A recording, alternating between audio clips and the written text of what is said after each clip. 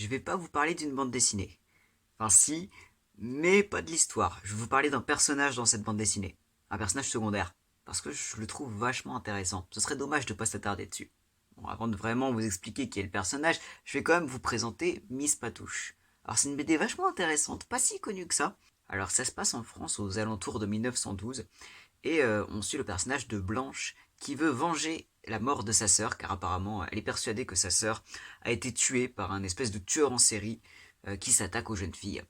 Et son enquête l'amène à infiltrer l'une des plus grandes maisons de passe de Paris, le Pompadour. Maison de passe, ça veut dire bordel. On est d'accord là-dessus. Donc pour infiltrer cette célèbre maison très réputée, Blanche, qui est totalement vierge et qui n'a aucune envie d'avoir un rapport avec les hommes, va s'engager en tant que prostituée. Donc inutile de vous dire que ce n'est pas une bande dessinée pour enfants, ce n'est pas à mettre entre toutes les mains. Bah oui, ça parle de cul au cas où vous ne l'auriez pas compris. Alors la série se décompose en 4 tomes. Les deux premiers traitent de l'enquête de Blanche sur la mort de sa sœur. C'est hyper sympa, très bien rythmé. Les deux derniers, bon, ils sont facultatifs. Franchement, la série avait peut-être pas besoin de ça. C'est sympathique, mais bon, voilà. L'enquête est finie, donc quel intérêt. Mais c'est pas de Blanche dont je voulais vraiment vous parler. Le personnage est très intéressant, très... Ouais, il est classe. Mais il y en a un qui est 1000 fois plus classe, le personnage de Miss Jo. Jo est une prostituée qui travaille au Pompadour, et c'est l'une des plus demandées, c'est vraiment la prostituée de luxe, et pour une raison très particulière. En effet, Miss Jo est transgenre. C'est une femme transgenre. Et c'est pour ça qu'elle attire énormément les hommes.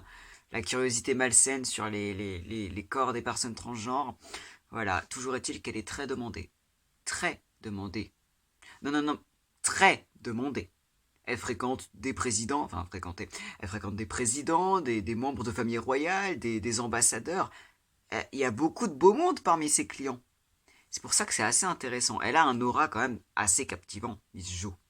Faut savoir que dans la BD, les conditions de vie des prostituées, bon, c'est une grande maison bien luxueuse, donc elles sont pas maltraitées. Mais voilà, elles ont un contrat, elles ont des règles à respecter, voilà, elles peuvent pas faire ce qu'elles veulent non plus. Et Miss Jo, bon déjà, tu sens qu'elle est quand même au-dessus du game. Il y a une case qui m'a fait délirer, c'est à partir de là que je l'ai regardée d'un autre œil.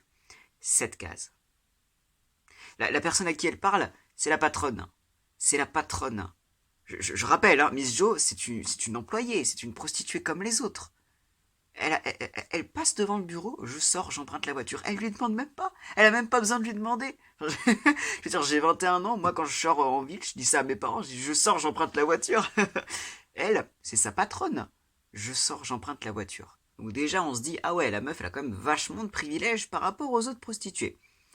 Mais ce que je remarque surtout, c'est une femme, elle est noire, et en plus elle est transgenre. Trois gros, je vais pas dire défauts, trois caractéristiques qui, en France en 1912, ne sont pas forcément, ça joue pas forcément en sa faveur. Il fait pas bon d'être une femme en 1912, ni être noire, et encore moins être transgenre. Et une femme transgenre en plus.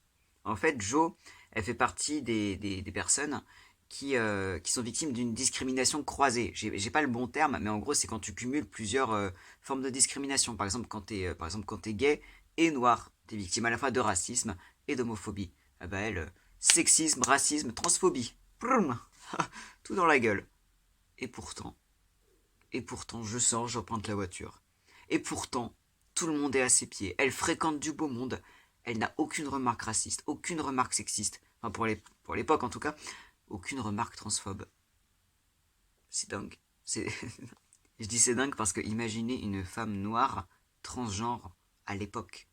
Elle sort dans la rue, si elle n'était pas au Pompadour, si elle n'avait pas ce statut de prostituée incroyablement connue, incroyablement fascinante pour la gente masculine, imaginez une femme trans noire.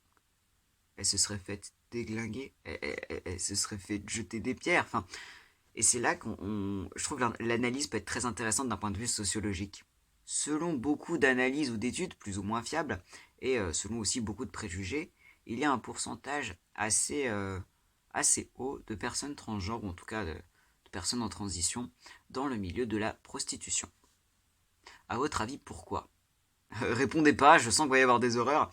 À votre avis, pourquoi? Et moi je me dis, Jo, eh ben, c'est une très bonne réponse. C'est une très bonne réponse. Parce qu'en tant que prostituée, elle est respectée. En tant que prostituée, elle a du pouvoir, elle fréquente du beau monde, elle a tout ce qu'elle veut. Enfin, elle est tellement demandée que c'est pour ça que je vous dis que c'est un peu la prostituée de luxe parce qu'elle a tout ce qu'elle veut. Elle a des robes, elle a des présents, tout le monde la couvre de cadeaux, elle a plein d'admirateurs. Elle vit très bien, à tel point que sa patronne, elle lui demande même pas l'autorisation de sortir. Elle peut sortir quand elle veut. Elle peut même emprunter la voiture des patrons. Alors je suis pas en train de dire que la prostitution c'est un bon moyen de bien vivre, mais dans son cas c'était je pense la meilleure solution pour elle, dans le sens où c'est quand même incroyable. Enfin je veux dire un personnage de femme trans noire à l'époque, dans quel autre métier est-ce qu'elle aurait pu être mieux? Oui c'est triste, oui mais évidemment que c'est triste, mais ça montre quelque chose. C'est très très intéressant et très culotté que c'est peut-être pas par hasard en fait, ou c'est peut-être pas parce que les personnes trans sont des détraqués mentaux ou sexuels, non.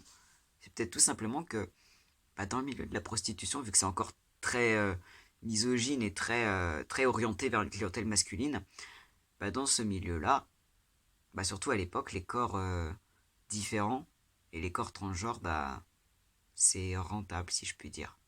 Ouais, c'est triste, mais c'est quand même une sacrée performance de mettre en personnage secondaire un personnage comme ça. Et mis à part son statut de prostituée et de femme transgenre, Jo, elle est badass. Ah, mais Jo, elle est badass, mais elle est très intelligente, très lucide, très rusée. Oui, claquement de doigts à chaque, à chaque qualité, bon, on n'a pas fini. Elle épaule vachement le personnage de Blanche, parce que Blanche, elle est quand même elle est vachement touchante, hein. Mais bon, elle est tellement obsédée par sa vengeance qu'elle réfléchit parfois pas vraiment loin. Et t'as Jo qui est en mode, mais écoute, tu ne comprends rien, arrête, tais-toi, ta gueule, laisse-moi faire, tu comprends pas ça. Elle est très très intelligente, un peu sournoise, un peu, elle hésite pas, elle sait comment manier les gens, elle a l'habitude. Je parle verbalement, hein, je veux dire, pas verbalement. D'ailleurs, petite parenthèse sur les personnages, c'est assez intéressant. Le personnage principal, il est pas parfait. Il est pas parfait. Elle est touchante, Blanche, mais elle est pas parfaite.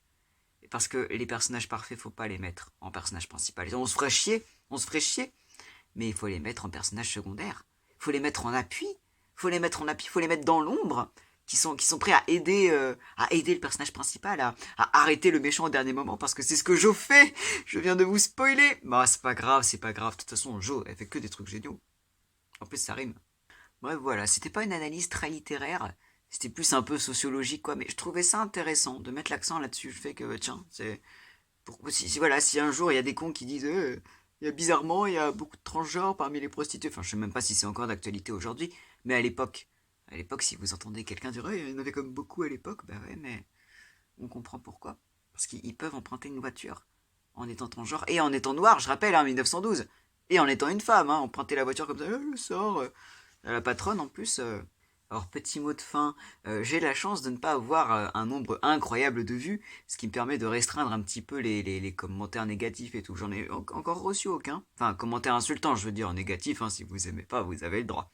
Et donc toujours est-il qu'il m'est très facile de retrouver un commentaire pour le supprimer ou le signaler. C'est-à-dire que s'il y a le moindre commentaire raciste ou transphobe sous cette vidéo, je ferai mon dictateur puisque c'est ma chaîne YouTube et je le supprimerai allègrement. Allez, vous êtes prévenus.